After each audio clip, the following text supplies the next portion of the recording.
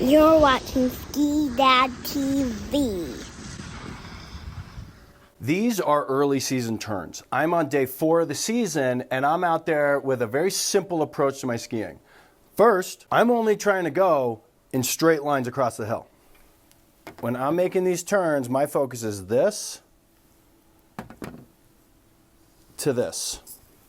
Literally straight lines, okay? From here, there's gonna be a float, twisting, upper body, lower body separation, rotary movements, and then I'm just trying to get my skis onto this line right here. Just literally lateral movements, vertical lines going side to side down the hill.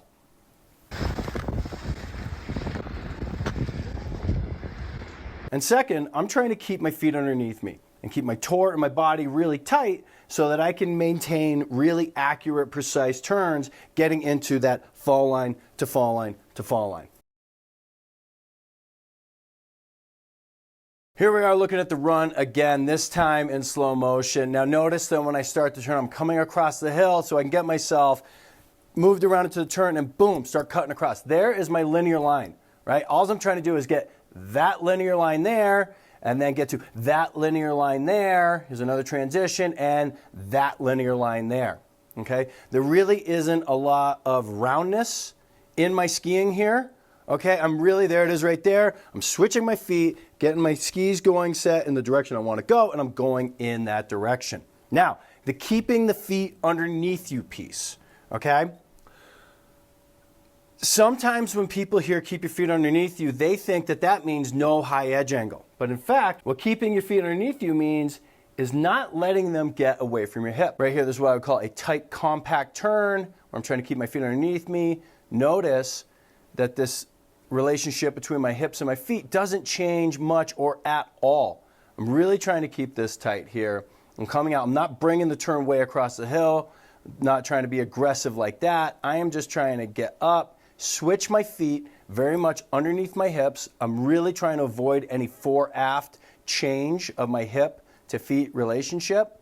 And then boom, I'm just trying to get my skis engaged going across that hill in the direction I want to go. What it really boils down to is whatever position I am through here, I just want to switch sides and get back to that exact same position for this turn here. So all through that transition where I'm going left to right, I'm trying to get from this position that I had nailed here straight back to that position here without worrying about that body position that would include any kind of roll or turning stuff. Just one foot to the other foot. This position turns into this position just in the other side. Okay, here comes another one. It's another one. Now notice how tight this is. Completion of the old turn. Switching my feet. Just that simple. I'm really trying to just keep my feet under my hips, keep my feet underneath me, and then engage the ski already going across the hill. Okay? Feet underneath me, boom. Nice, tight, compact turn. All right? Now, we have some turns from last season when I was trying to like really lay it out and like hang it all out there. So here is what not keeping your feet underneath you looks like. Or trying to be more aggressive and not be tight with my core and my turns. Here I come out of the old turn, on weight. Now look how long I'm getting here. Look at how big I'm letting that get. This is where there is that sense of letting the feet drift up the hill. Center of mass doesn't go anywhere different, but the center of mass is just staying strong, and I'm letting my feet get up the hill, okay? So I'm actually letting my hips get ahead of my feet a little bit here, and then engaging the ski. And then we're gonna come down to this turn, and we'll get an even better view of, here I am actually gonna roll into a turn, okay? Here I come, feet go across, okay?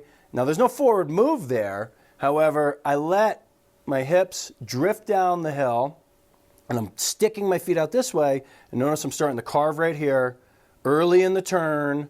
And so now I'm not just trying to go that way. Here I actually am trying to go rounded turn, and you see a nice rolled initiation. So that would be the difference between trying to keep your feet underneath you and have a tight, compact transition or make tight turns versus really letting it go, feet go across. So we got that one versus right here. See that? That's keeping your feet underneath you.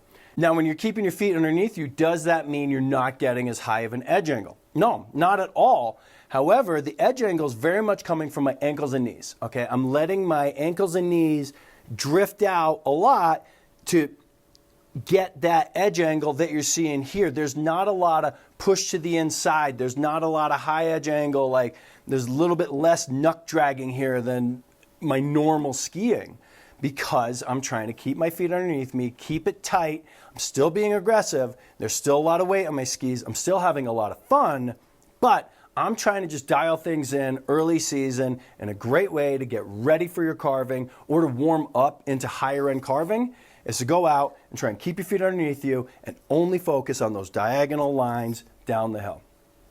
I hope you're finding this stuff helpful. I really enjoy putting this stuff out there. I love all the comments. Keep them coming. Don't forget to tip your ski instructor. There's a lot of expertise here and probably some better information than you've ever heard in your life. So let's keep that in mind and get out there and start shredding.